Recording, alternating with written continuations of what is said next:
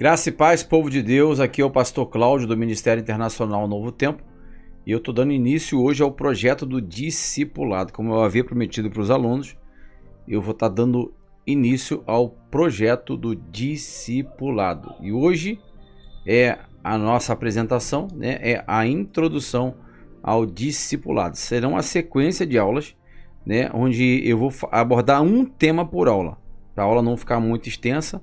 É porque o ideal aqui é que os vídeos tenham entre 15 e 20 minutos, dessas aulas. Então eu vou tentar não esticar muito. Vou falar um tema, paro, corto, vou para o outro tema. E assim eu vou fazendo. Então nós vamos trabalhar hoje, na coisa que sempre me perguntam, Pastor, por que nós temos que ser discípulos? Porque a gente precisa aprender. Todo mundo precisa aprender, ninguém nasce sabendo.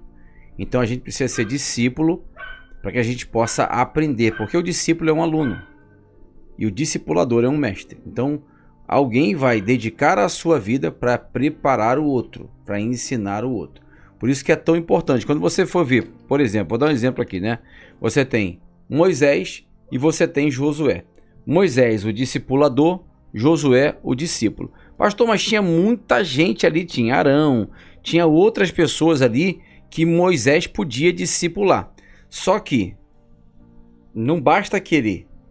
Moisés quer discipular. O outro também quer ser discipulado. Então tem que haver uma via de mão dupla, onde eu quero discipular e o aluno quer ser discipulado. Então, por que quando Moisés morre, Deus já levanta Josué para liderar o povo? Por quê? Porque Josué passou pelo discipulado. Josué foi formado, foi treinado pelo maior líder de sua época. Ele foi treinado por Moisés. Então houve ali, esse chamado de Josué, porque ele já havia sido discipulado por Moisés. Então eu vou trazer aqui, a primeira, o tema importante que a gente vai trabalhar, que é a disposição. Vou colocar aqui, coloquei aqui esse texto no Word para a gente poder fazer uma análise, Primeiro, o que significa disposição? Porque se eu tenho disposição, eu vou conseguir ir adiante. Se eu não tenho, nem adianta. Olha o que diz o significado de disposição. Refere-se ao ato de arrumar, ordem, distribuição, ao estado de saúde ou ânimo, energia, humor, a uma tendência para algo ou ao ato de colocar-se a serviço. Então, disposição é o ato de colocar-se a serviço. Então você vê aqui a importância de estar disposto a aprender. Quando a gente está disposto a aprender algo, aquilo se torna prazeroso para nós. A gente está mandando um comando para o nosso cérebro dizendo, cara, isso é bom. Vale a pena investir o seu tempo, vale a pena investir o seu intelecto, o seu conhecimento, para que você possa crescer e absorver esse conhecimento. E é muito importante ter esse entendimento, tanto por parte do aluno, quanto por parte do mestre. Por quê? Porque não fica enfadonho para nenhum dos dois. Quando eu passei pelo meu discipulado em 1995, não tinha internet, não tinha celulares, a gente não tinha isso aqui, não tinha computadores, a gente tinha o quê?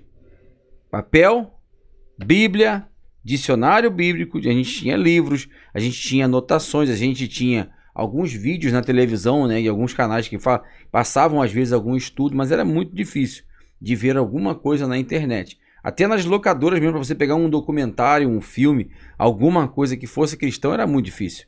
Então a gente não tinha acesso à quantidade de informação que se tem hoje. Então a gente tinha que construir o conhecimento através dos livros, através da leitura bíblica, através da meditação, da reflexão e através também dos conselhos que a gente recebia. Eu, por exemplo, fui discipulado pelo meu pastor João Batista, quem me batizou, quem me ensinou todos esse discipulado inicial. Foi ele que me ensinou. Foram mais de 2 anos sendo discipulado pelo pastor João Batista. Então eu aprendi muita coisa com ele. Mas quando você vê a Bíblia, o interessante é que Jesus fala, acho que é Mateus 11, 28. É Mateus 11, 28? Não sei se é 11, acho que é 11, 28. Que ele fala, vinde a mim, vinde a mim, vinde a mim. Presta atenção aqui, vinde a mim, todos os que estáis cansados e sobrecarregados, e eu vos aliviarei. E aí ele fala, aprendei de mim que sou manso e humilde de coração. Aprendei de mim. Pastor, por que Jesus fala aprendei de mim? Porque não tem como eu discipular alguém se eu não aprender primeiro. Não tem como eu te ensinar a ler se eu não sei ler. Primeiro eu tenho que saber ler, eu tenho que saber, trabalhar o texto para depois poder ensinar a você. Então por isso que é tão importante o ministério do vinde conhecer, vinde aprender, para só depois ir ensinar. Então esse ministério que passa, que eu vou começar com vocês, esse discipulado, essa introdução é só o início, e a cada dia eu vou tentar subir um vídeo, falando dos temas do discipulado. Hoje é uma introdução falando da disposição daquele que vai discipular e de quem está do outro lado para ser discipulado. Então é muito importante a gente ter esse entendimento. A pessoa que quer ensinar outra a ser seguidora de Jesus Cristo tem que ter disposição convicta em sua vida de que está fazendo um serviço para seu Senhor e Salvador, e que investir sua vida em outra vida é um dom precioso que o Espírito Santo nos concede em sua maravilhosa graça. A disposição vai te tirar da cama mais cedo para orar pela nova ovelha. Deus vai te dar disposição para sacrifícios de tempo, vai te dar energia para se relacionar fazendo concessões. Disposição importa, porque é o dínamo que te impulsionará a seguir em frente, mesmo quando não puder vislumbrar o resultado de seu discipulado. Pastor, o discipulador, ele percebe logo de cara o resultado do seu discipulado? Não. Tem pessoas que eu discipulei em 2004, que eu fui ver o resultado agora. Foi o resultado há um tempo atrás. Tem pessoas que demorou, tem árvore, nem toda árvore dá fruto rápido. Tem árvore que demora. Tem árvore que demora muito para dar fruto, mas ela está sendo preparada, está sendo moldada. E a caminhada, a experiência de fé, a conduta cristã, o meio social em que ela está inserida, está fortalecendo ela. E aí quando ela começa a gerar resultado, começa a dar fruto, e esse fruto permanece. Por quê? Porque foi um fruto solidificado, foi um fruto plantado da forma correta, foi uma árvore plantada da forma correta. Alguém primeiro ensina, aquela pessoa continua, como diz no livro de Oséias, conheçamos e prossigamos em conhecer ao Senhor. Quando Paulo fala para Timóteo, ele fala: Timóteo, procura apresentar-te a Deus de uma forma. Qual forma, pastor? Como um obreiro aprovado, que não tem do que se envergonhar e que maneja bem a palavra da verdade. Pastor, mas foi só essa exortação que Paulo deu para Timóteo? Não. Paulo era um grande ministro, um grande discipulador, um grande professor. Ele escreveu 2 cartas para Timóteo. Depois você lê.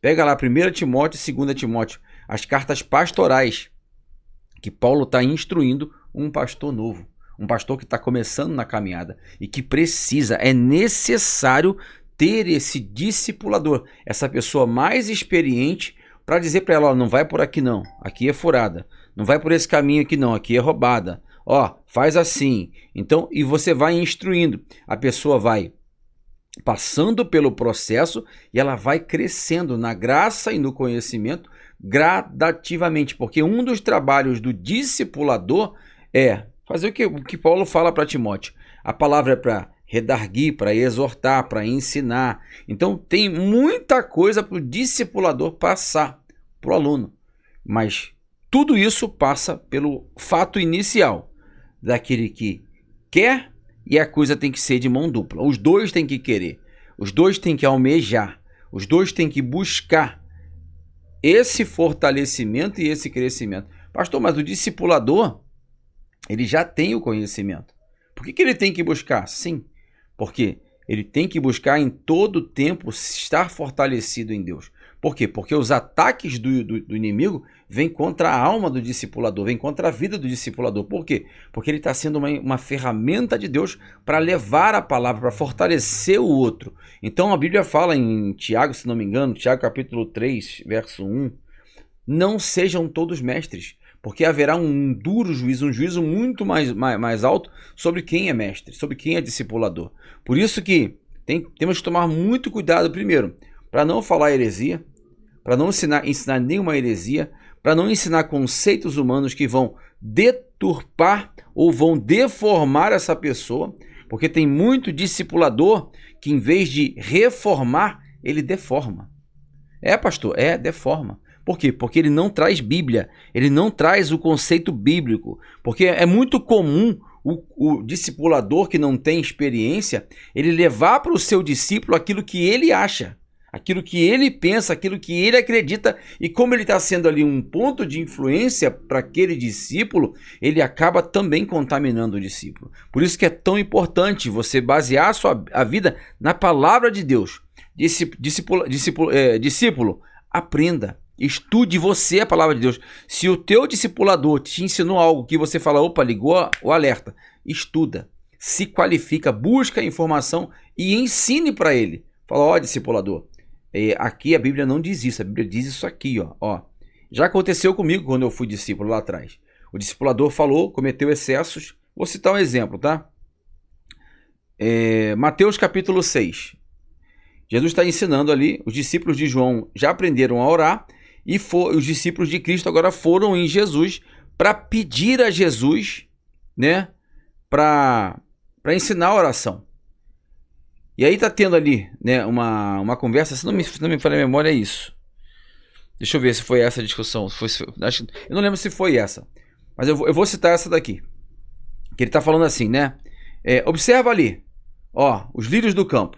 Eles não teceiam, não fiam, e ainda assim, eles estão ali hoje, com toda essa pompa, e amanhã eles são cortados e lançados no fogo. Mas nem mesmo Salomão, em toda a sua glória, se vestiu. Primeira coisa, vestiu, ou se você for pegar as aves do campo, você vai falar dos alimentos. Então eu estou falando de alimentos e de vestes, dessas duas coisas. Aí o texto diz o seguinte: mas buscai em primeiro lugar o reino de Deus e a sua justiça. E o texto vai dizer que essas coisas, quais coisas, pastor? As vestes e o alimento vos serão acrescentados. Pastor, mas aonde o discipulador pode errar aí? Ele pode errar que ao invés de dizer essas coisas, ele diz todas as demais coisas.